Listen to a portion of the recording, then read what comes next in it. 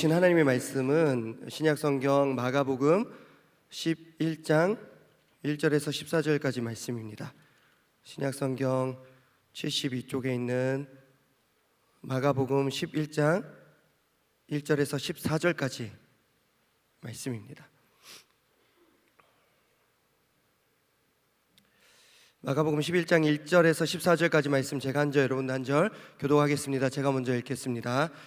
그들이 예루살렘에 가까이 와서 감람산 벳바게와 베다니에 이르렀을 때에 예수께서 제자 중 둘을 보내시며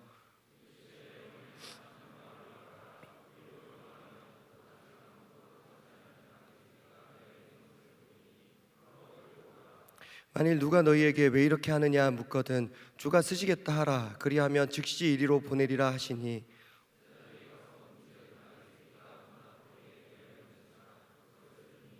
거기 서 있는 사람 중 어떤 이들이 이르되 나귀 새끼를 풀어 무엇 하려느냐 하매 나귀 새끼를 예수께로 끌고 와서 자기들의 겉옷을 그 위에 얹어 놓음에 예수께서 타시니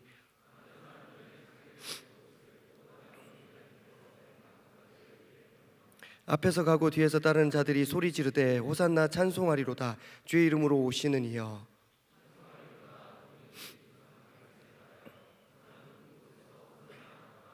예수께서 예루살렘에 이르러 성전에 들어가사 모든 것을 둘러보시고 때가 이미 저물매 12 제자를 데리시고 베다니에 나가시니라.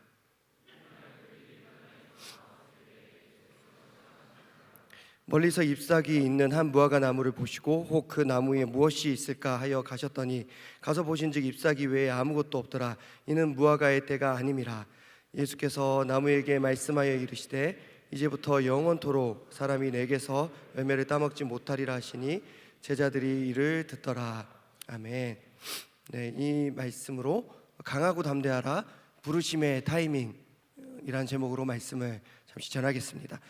제가 지난주 뉴송 예배 때부터 3월 특별 새벽 집회 때 우리가 받은 말씀과 그 주제를 그냥 이렇게 흘러보내기가 너무 아깝고 너무 소중해서 한 주 한 주 그 제목을 주제로 삼아서 말씀을 전하고 있습니다. 지난주에 너는 복이 될지라라는 주제로 말씀을 전했습니다. 담임 목사님께서는 아브라함을 그 인물을 살펴보시면서 강하고 담대하라 주제로 말씀을 전하셨는데요.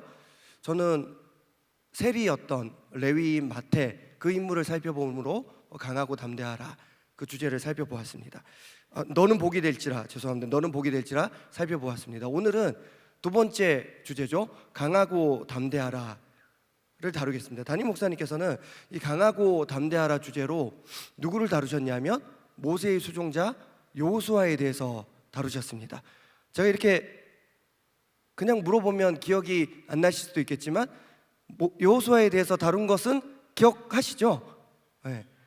모세처럼 지휘관으로 부르시는 곳도 있지만 여호수아처럼 낮은 곳에서 시작하는 부르심도 있습니다. 지도자가 아니라 수종자로 여호수아는 부르심을 받았습니다.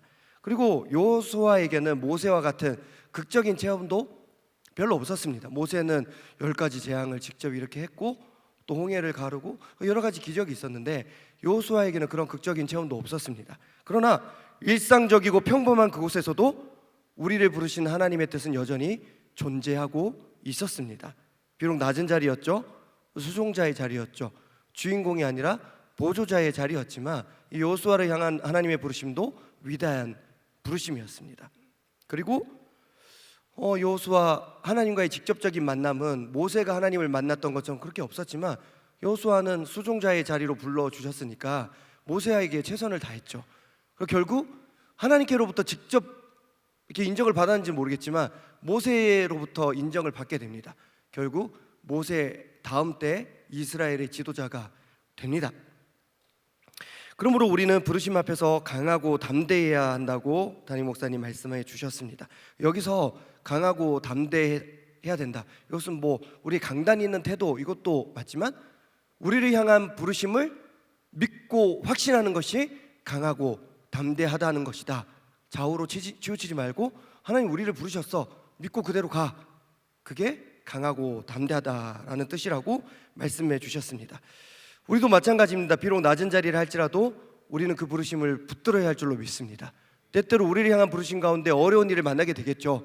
가나안 땅 직전 들어가는데 정말 강한 사람들이 거기에 있다 하더라도 우리가 메뚜기처럼 여겨질지라도 강하고 담대하게 그 부르심 붙들고 나가야 할 줄로 믿습니다. 우리 서로 의심하지 말고 좌우로 치우치지 말자고 이렇게 한번 인사했으면 좋겠습니다. 강하고 담대합시다. 강하고 담대합시다. 네, 강하고 담대합시다. 강하고 담대합시다. 네, 우리 이렇게 한번 인사해 볼까요? 우리가 이제 청년부니까 조금 이렇게 성숙한 마음으로 이렇게 인사하겠습니다. 쫄지 마. 네, 네, 쫄지 마. 네, 쫄지 맙시다. 네, 네, 쫄지 맙시다. 자, 오늘은 강하고 담대하라 주제로 부르심의 타이밍이라는 제목으로 말씀을 전하겠습니다. 여러분, 살다 보면 타이밍이 굉장히 중요합니다. 열심히 사는 거 중요하죠. 열심히 사는데 정직하게 사는 것도 중요합니다. 열심히 살아서 성공을 해도 나중에 그 사람의 도덕성에 문제가 있다는 게 다 밝혀지며 그 사람이 이제 바로 높은 곳에 있다가 추락하는 경우를 많이 보게 됩니다.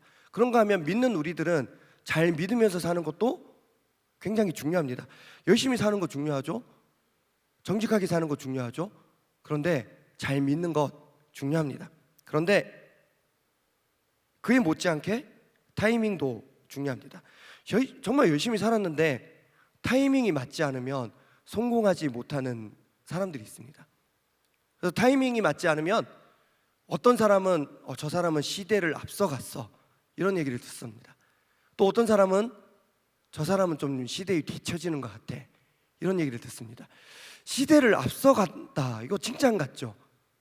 근데 그 사람은 그 시대에는 성공을 못했다는 것입니다. 그러니까 결국 이거는 타이밍이 안 맞았다는 거예요. 그 사람이 만약에 조금만 늦게 태어났으면 성공했을걸요. 빛을 봤을 것입니다. 근데 시대에 뒤떨어진다는 말, 이것도 좋은 말이 아니죠. 좀 행동이나 태도나 말하는 것이나 사고방식이 구시대적이라는 것입니다. 근데 이것도 타이밍이에요. 이 사람이 만약에 조금 일찍 태어났으면 별 문제 없이 살았을 수 있습니다. 이게 다 타이밍입니다. 근데 이 타이밍이라는 것, 뭐 사람의 생각이나 태도나 어떤 능력과 관련된 것뿐만 아니라 모든 사건과 상황에 이 타이밍이 영향을 미칩니다.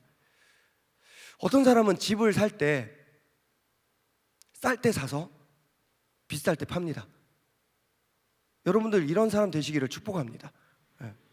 이게 뭐 제가 축복할 수 있는 건지, 살 돈이 없나? 근데 또 어떤 사람은 비쌀 때 사서 쌀 때 파는 사람이 있습니다. 근데 집만 그렇습니까? 저는 이런 걸 하지 않지만 주식도 그렇죠. 코인도 그렇죠. 뭔가 좋은 기회에 쌀 때 사서 비싸게 파는 사람이 있는데 비쌀 때 사서 쌀 때 파는 사람이 있습니다. 사람과 사람의 관계 역시 타이밍이 중요하죠. 우리가 어떤 말과 행동을 주고받습니다. 근데 그것도 타이밍이 중요해요. 야, 밥 먹어. 배고플 때 해야죠. 근데 배불렀는데 야, 밥 먹어. 타이밍에 맞지 않는 거죠. 또 누군가가 해야 뭐 하느냐에 따라서 그 타이밍이 먹힐 수도 있고 안 먹힐 수도 있습니다. 똑같은 사람 대 사람이지만 타이밍 때문에 좋은 관계가 되는 사람도 있고 나쁜 관계가 되는 사람도 있습니다. 하필 이때 어떻게 그렇게 말할 수 있어? 근데 다른 때면 넘어가겠어. 근데 어떻게 이때 네가 이렇게 말할 수 있냐고.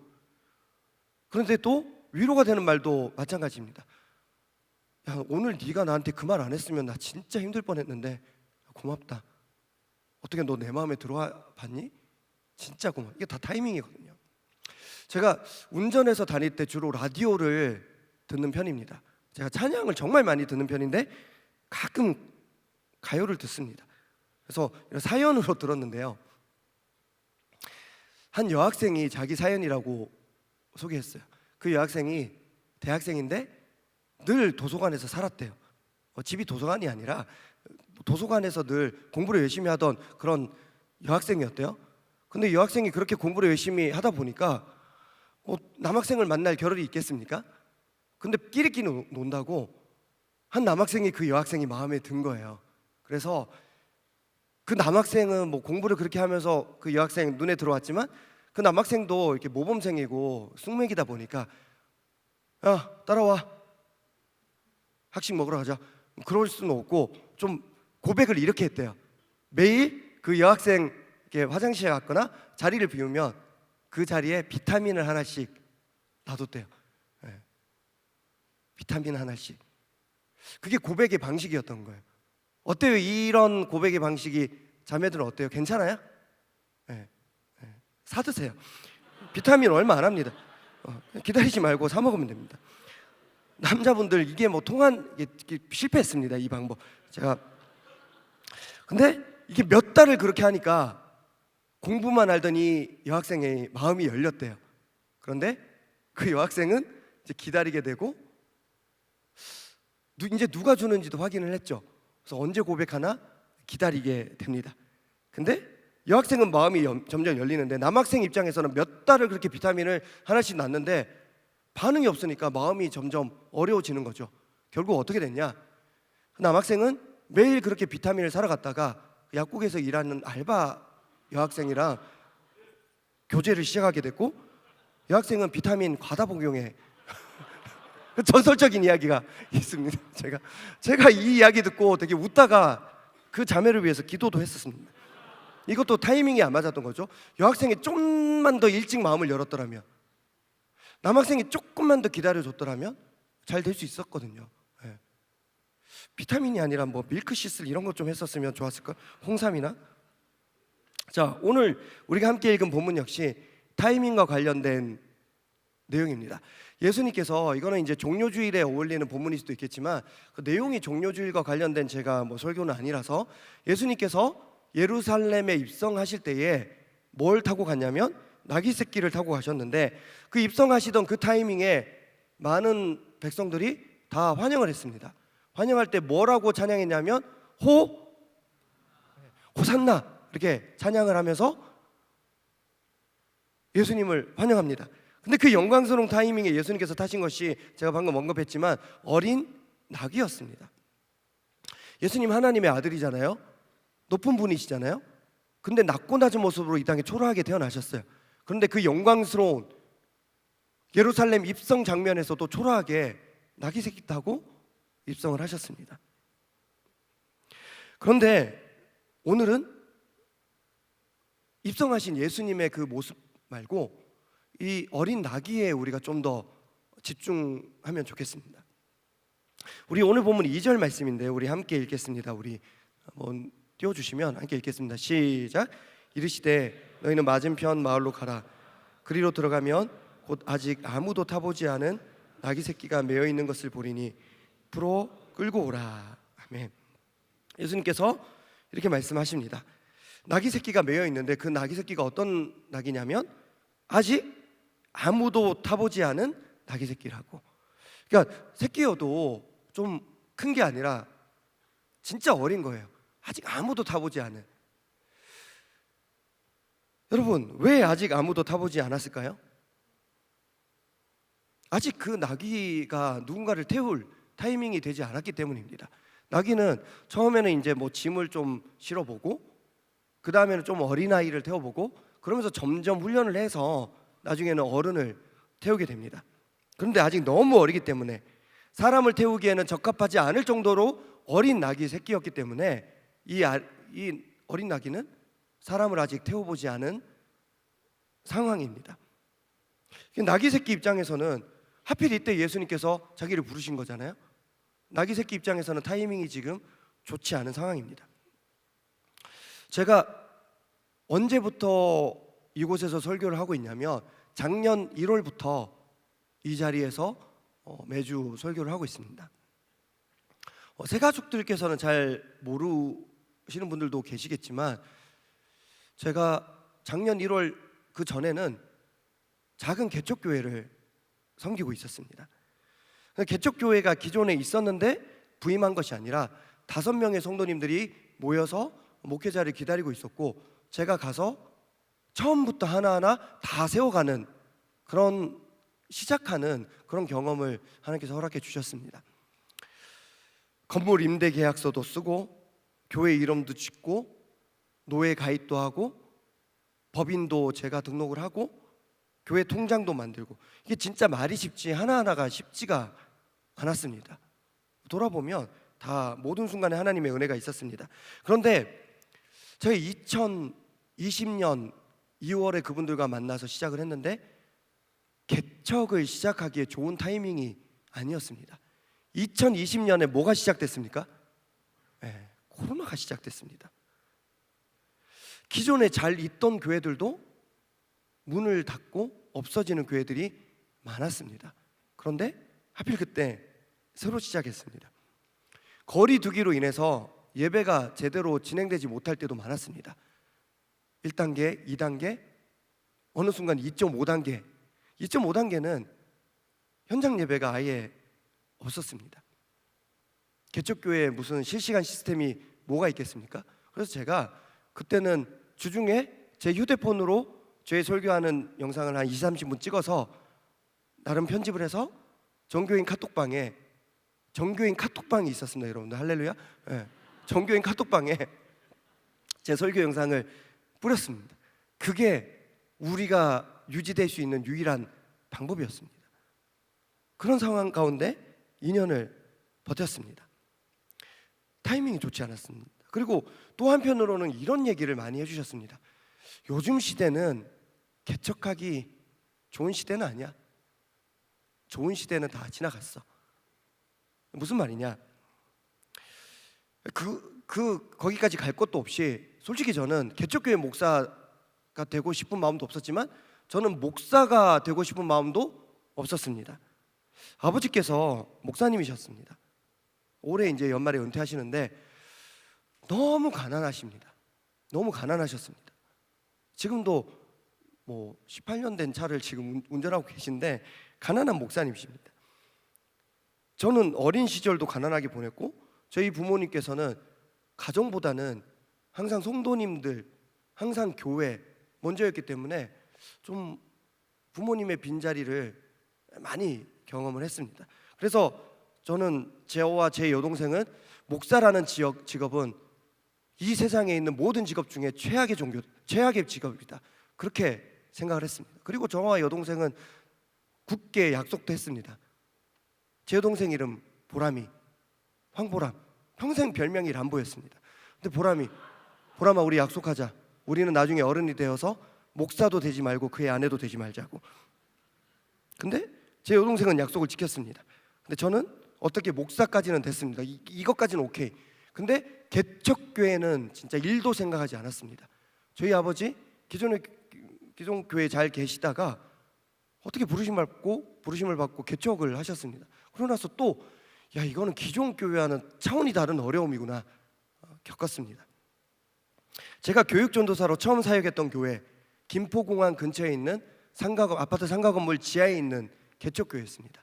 그때 저는 느꼈습니다. 저희 아버지 친구 목사님께서 섬기시는 교회여서 제가 갔는데 작은 교회를 이렇게 키우시는 목사님들도 계시죠. 으쌰으쌰 하시는 목사님들도 계시죠. 그때 저는 사역을 하면서 느꼈습니다. 나는 작은 공동체를 키울 수 있는 달란트는 나에게 없구나. 나에게 있는 달란트가 뭔지는 모르겠는데 진짜 내가 작은 곳에서 뭔가 부흥을 이룰 수 있는 달란트는 나는 아니다. 나는 개척교회는 아니다. 그런 생각을 많이 했습니다. 근데 제가 개척교회와 어울리고 말고를 떠나서 많은 목사님들이 저에게 이런 말씀하셨습니다. 지금 시대는 개척 어울리지 않는 시대라고. 제가 분당 지역에서 섬겼는데 그 지역에 있는 크고 유명한 교회들이 많이 있습니다. 분당 우리 교회, 우리들 교회, 만나교회, 선한목자교회, 세대인 교회, 이런 교회들이 다 분당 지역에 있는 교회들이거든요. 근데 그 교회들이 다 20년, 30년 전에 개척한 교회들입니다. 분당 지역에 있는 어느 정도 규모가 있는 교회들은 다 그런 교회들입니다. 지구촌 교회, 다 그런 교회들입니다. 그런데 그때는 그게 가능했는데 지금은 아니라는 얘기가 저에게 많이 위로랍시고 전해졌습니다. 타이밍으로만 보면 저는 최악은 아니지만 좋지 않은 타이밍에 저는 개척을 했던 것 같습니다. 근데 이거는 제 속마음이라서 얘기할까 말까 지금도 망설여지는데 저는 우리 교회로 돌아올 때도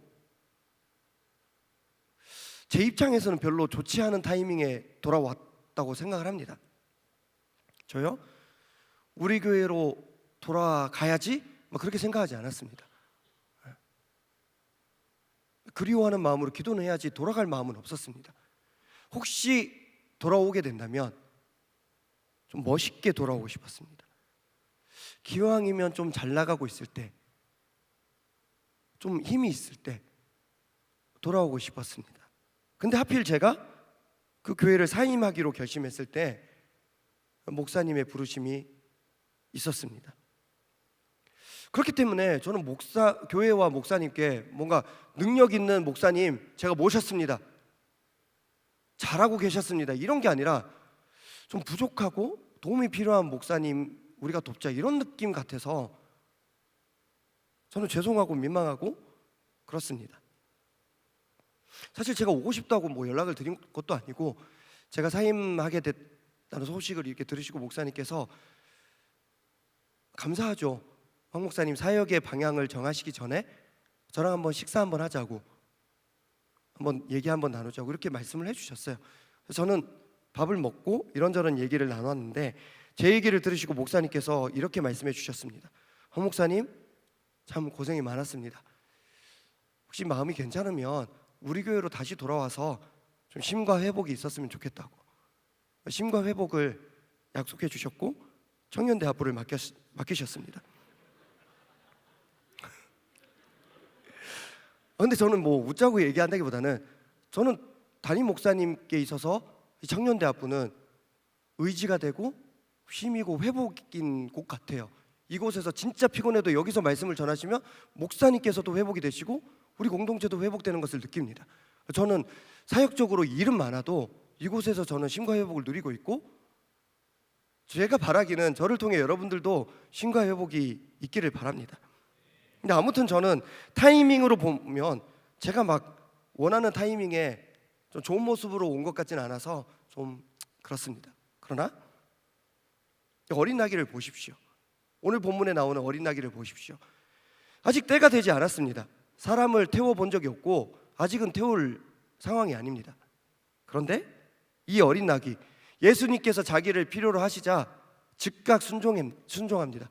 힘들었겠죠. 아직 짐도 안 실어봤는데, 어린아이도 태워보지 않았는데. 그런데 그럼에도 이 어린 나귀는 예수님의 부르심에 즉각 순종해서 그 부르심에 나아갑니다. 사랑하는 여러분, 우리는 이 어린 나귀에게서 배워야 합니다. 내가 원하는 때가 아닙니다. 내가 가장 괜찮은 컨디션도 아닙니다. 내가 계획했던 때도 아닙니다. 내 생각과 다른 때입니다. 그런데 그럴 때 나를 향한 부르심이 있더라도 주님께서 부르실 때에 순종하였던 나귀, 이 어린 나귀에게서 우리는 배워야 할 줄로 믿습니다. 비록 내 생각에는 별로 좋지 않은 타이밍일 수도 있겠지만 우리는 주님께서 나를 부르시는 그때가 가장 좋은 타이밍임을 인정하고 고백하고 따라야 할 줄로 믿습니다. 제가요, 성공적인 얘기도 아니었고 자랑스러운 얘기도 아니었지만 제가 개척을 하게 되었고 또 우리 교회로 돌아오게 된 이 상황을 이야기한 목적도 단 하나입니다.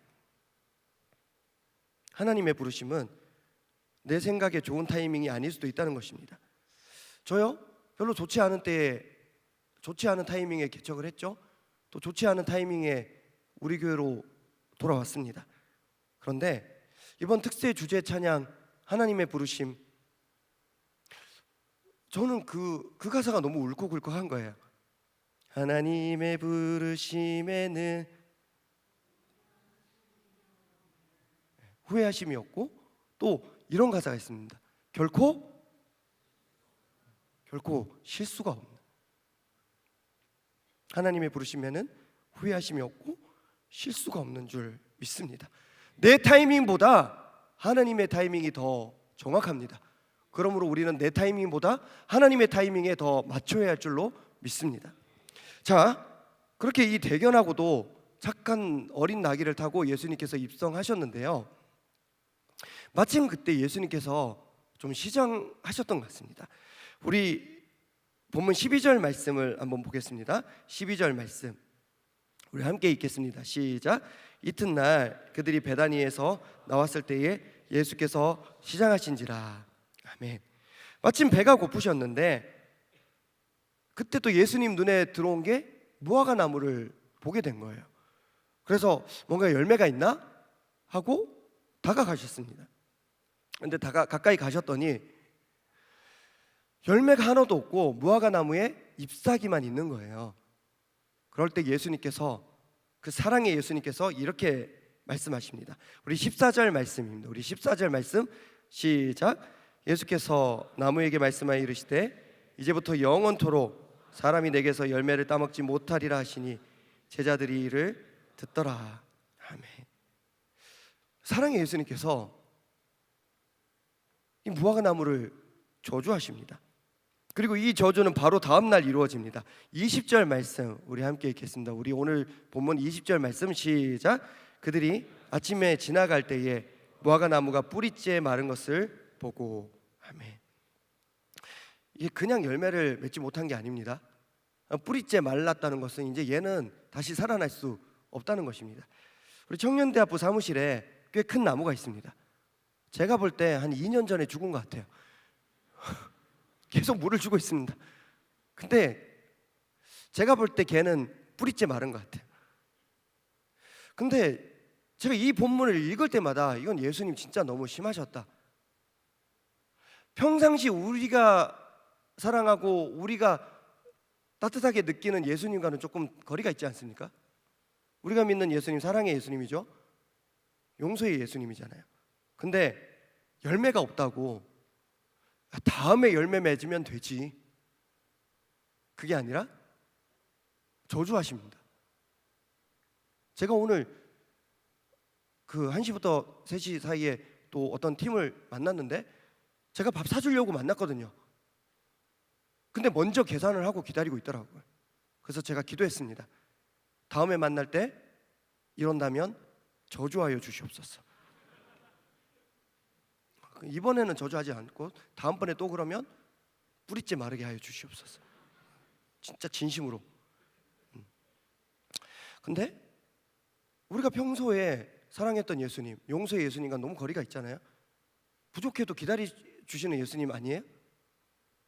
나 연약하지만 약한 나를 강하게 하시고 약한 나를 쓰시는 하나님. 지난주에 목사님 말씀도 그렇잖아요. 우리 약하게 하셔서 쓰시는 하나님. 열매가 없어도 바로 그때 역사하시는 하나님. 보리떡 5개와 물고기 2마리를 쓰시는 하나님.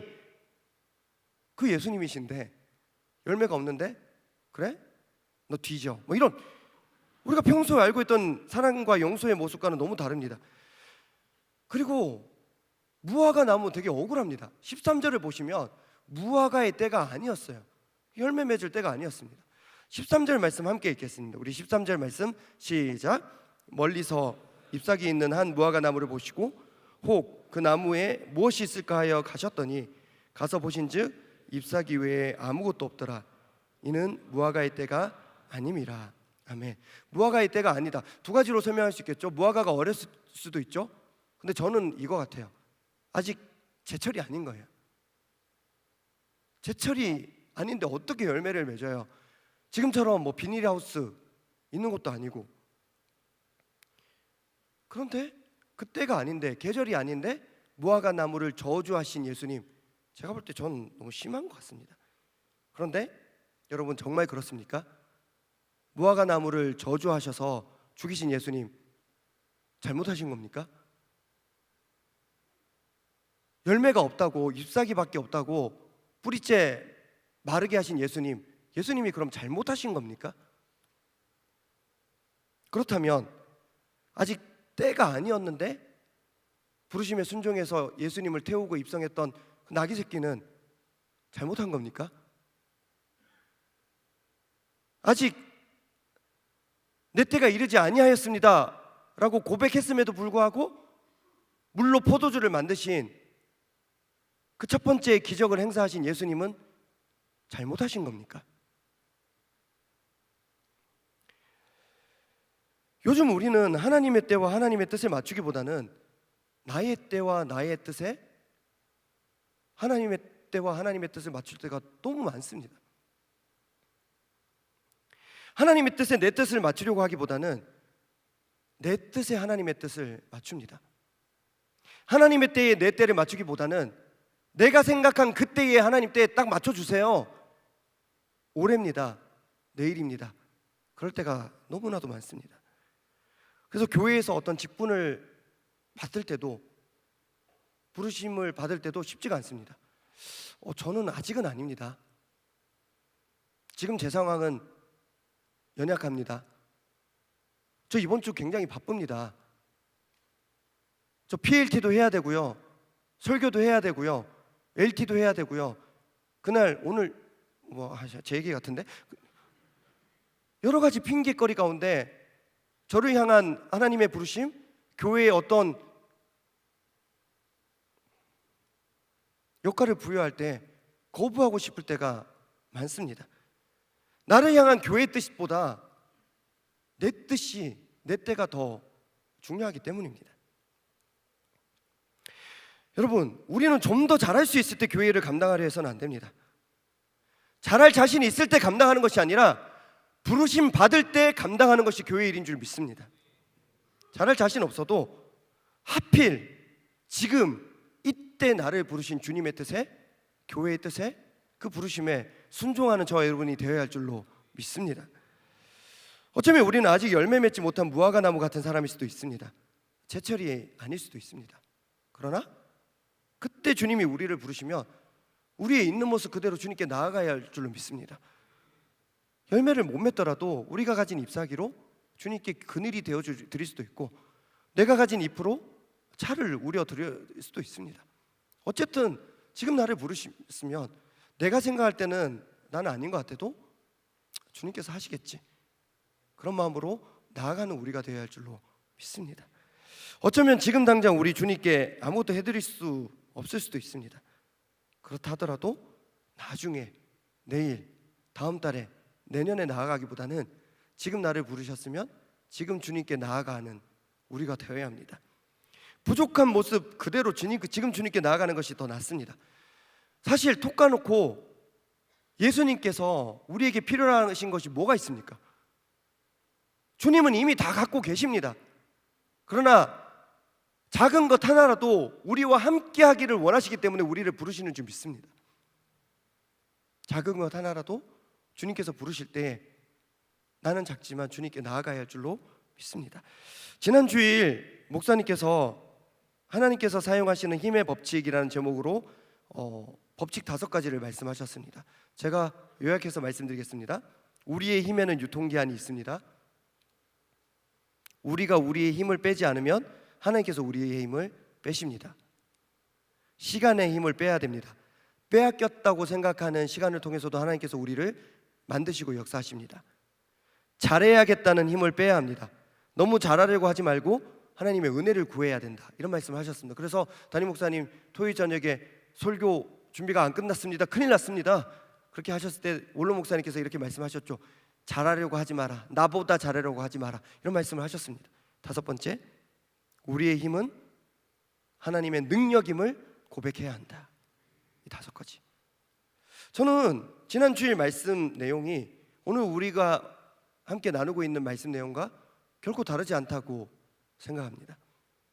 여러분, 우리가 잘할 수 있을 때, 우리가 생각할 때 적절한 때에 하나님께서 우리를 쓰시는 것이 아니라 오히려 약할 때 우리를 사용하시는 하나님이신 줄 믿습니다. 그래서 우리의 힘과 능력을 의지하는 것이 아니라 하나님의 힘과 능력을 의지해야 합니다. 제가 좋아하는 찬양의 가사 중에 이런 찬양이 있습니다. 내가 약할 때 주 능력이 날 붙들어 주시네. 이 부분만 한번 불러볼까요? 내가 약할 때 주 능력이 날 붙들어 주시네.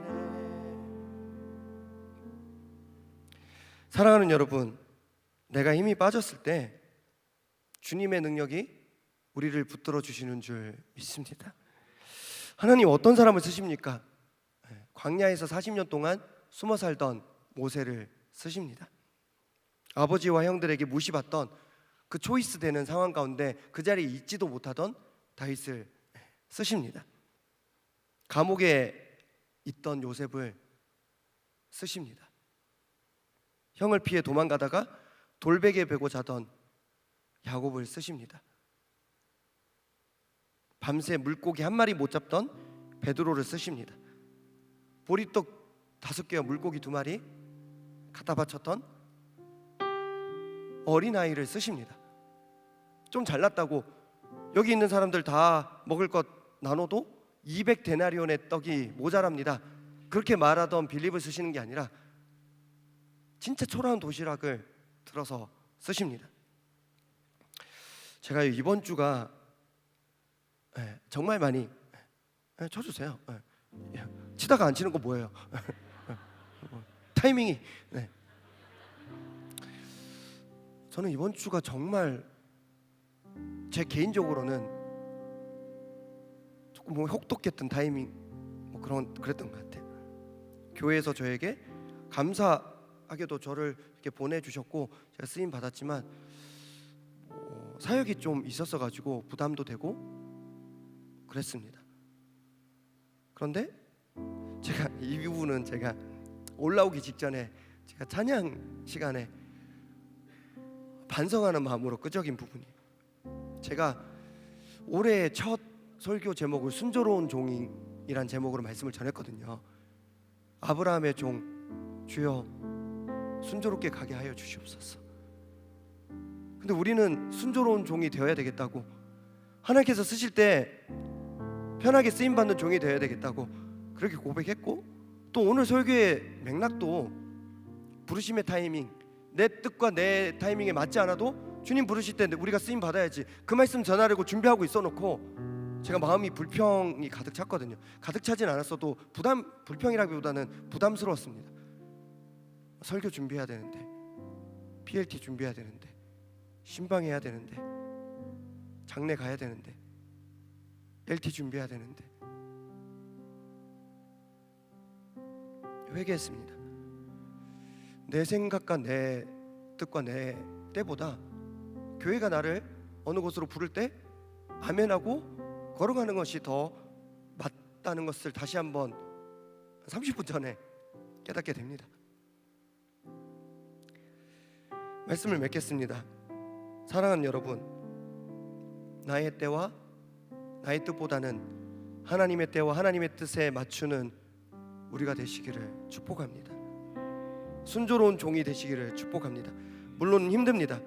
그렇지만 그럼에도 불구하고 지금 바로 순종하며 나아갈 때 주님은 또 기가 막힌 타이밍으로 우리를 도우실 줄로 믿습니다. 우리 이 시간 함께 찬양하며 나아갈 때 주님의 부르심 앞에 강하고 담대하게 순종하며 따르는 많은 사람도 필요 없습니다. 그 한 사람 내가 되기를 바라는 마음으로 우리 함께 찬양하겠습니다. 한 사람이면 충분했던 주님, 주 말씀에 순종하는 자, 한 걸음마다 하나님 말씀을 지하여 주님의 마음에 동참하는 자, 그 사람이 내가 되길 원해. 주 말씀에 순종하는 자,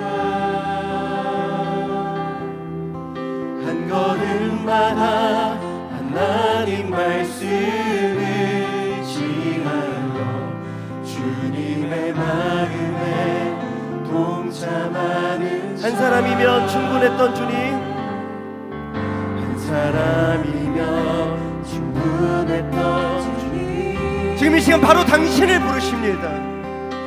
주 말씀에 순종하는 자,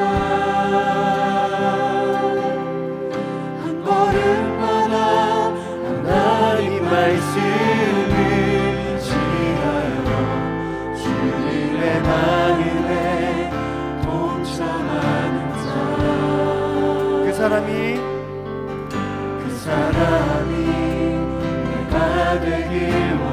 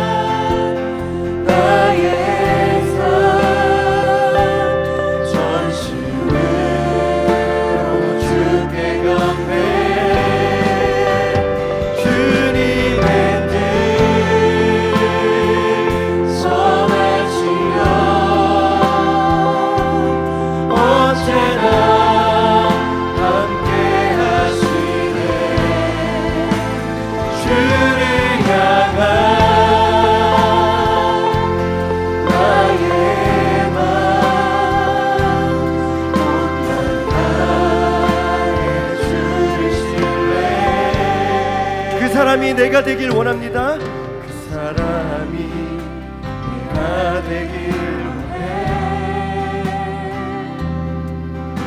주 말씀에 순종하는 자,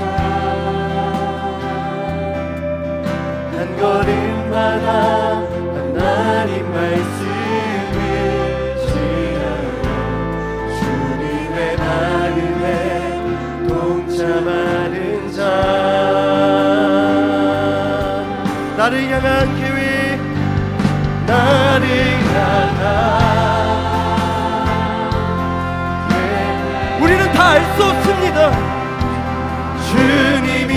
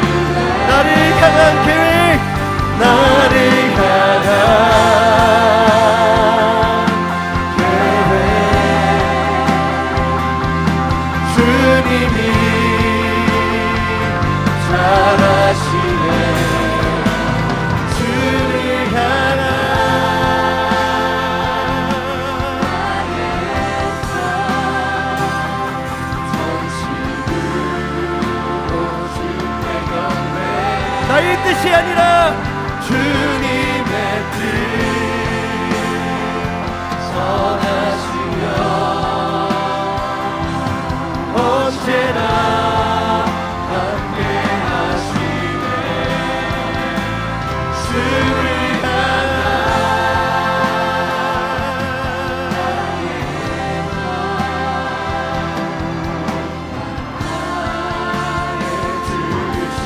우리 계속해서 나를 향한 계획, 나를 향한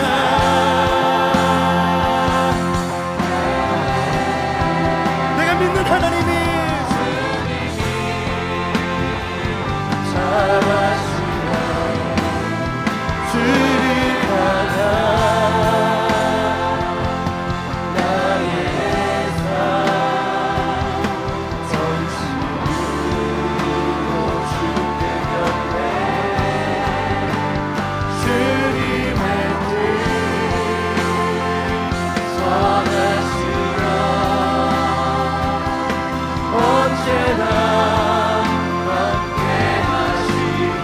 의심하지 마십시오. 우리 강하고 담대하라.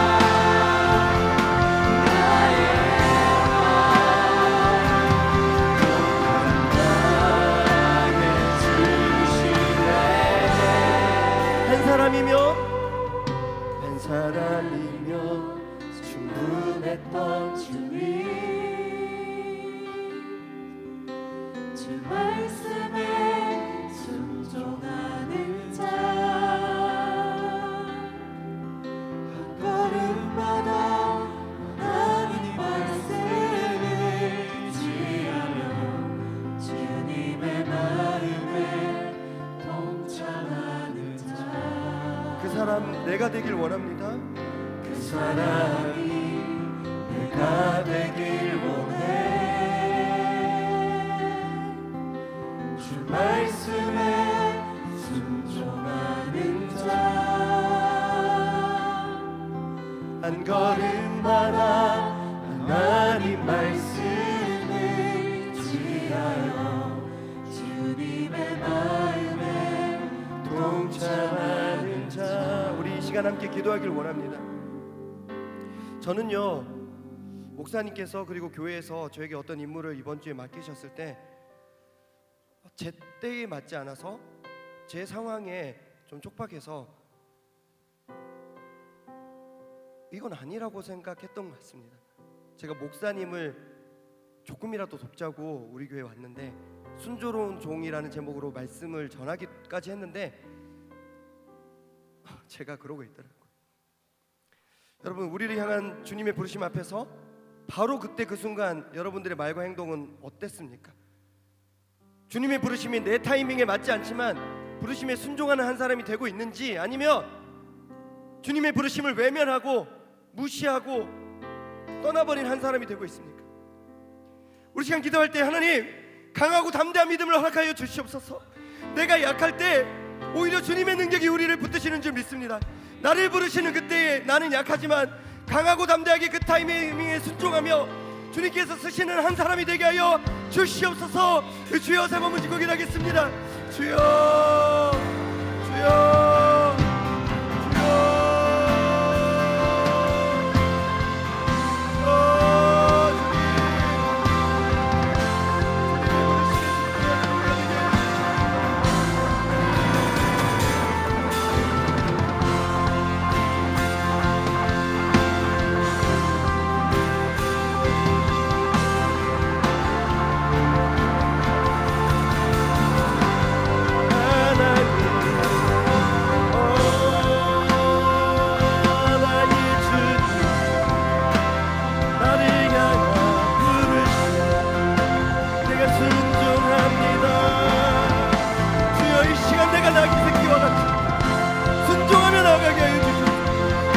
나에게 있는 보리떡 5개와 물고기 2마리로 주님께 뚜벅뚜벅 한 걸음 나아가게 하여 주시옵소서. 주님, 나의 주님, 나의 주님, 나의 주님,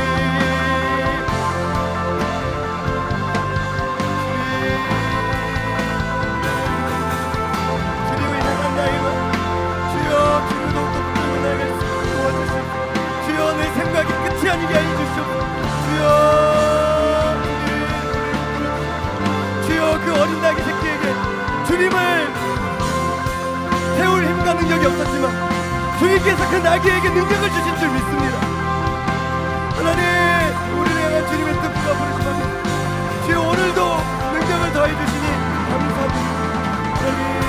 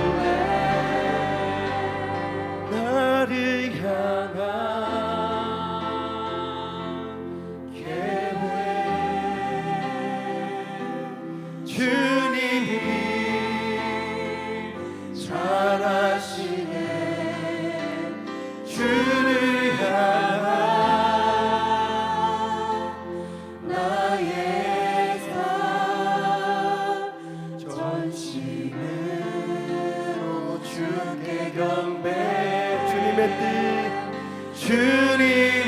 뜻 선하시며 언제나 함께 하시네. 주를 향한 나의 맘 온 맘 다해 주를 신뢰해. 그 사람이 내가 되길 원해. 주 말씀에 순종하는 한 걸음마다 하나님 말씀을 지하여 주님의 마음에 동참하는 자. 살아계신 하나님 감사합니다. 저는 오늘도 느낍니다. 준비 안 된 상태에서 이 단에 섰지만 설교를 하면서도 또 느낍니다. 주님께서는 내가 약할 때 역사하시는구나.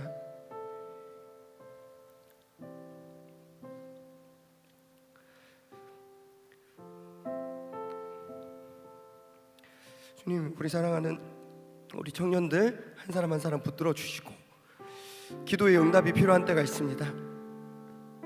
조금 늦어지더라도 우리 사랑하는 아들, 딸들이 주님의 때를 기다려주자 하는 믿음과 능력을 더하여 주시고 강하고 담대할 수 있도록 붙들어 주시옵소서. 주님의 때에, 딱 그 적절한 때에 주님께 쓰임받는 우리가 되기를 원합니다. 너무 앞서지도 말고 너무 뒤처지지도 않게 하여 주시옵소서. 하나님, 교회에서 쓰임받는 우리 모두가 되어야 할 줄로 믿습니다. 그 부르심 앞에서 저는 지금 부족합니다, 그런 것도 아니고, 저를 왜 안 써주세요, 그런 것도 아니고, 나는 약하지만 부르시는 그때에 바로 순종할 수 있는 저와 모든 청년들 다 되게 하여 주시옵소서. 때때로 주님의 부르심과 내 타이밍이 맞지 않을 때가 있지만, 사람을 한 명도 태워보지 않았던 어린 아기가 그때 주님을 태웠던 것처럼 우리도 그 역할을 감당하게 될 줄 믿습니다. 주님, 능력을 더하여 주시고 믿음을 허락하여 주시고 이 한 주간에도 강하고 담대하게 살아갈 수 있도록 주 인도하여 주시옵소서. 사랑하고 축복하며 우리 모두 그 한 사람 그 사람 되게 하여 주시옵소서. 사랑하고 축복하며 예수 그리스도 이름으로 기도하옵나이다.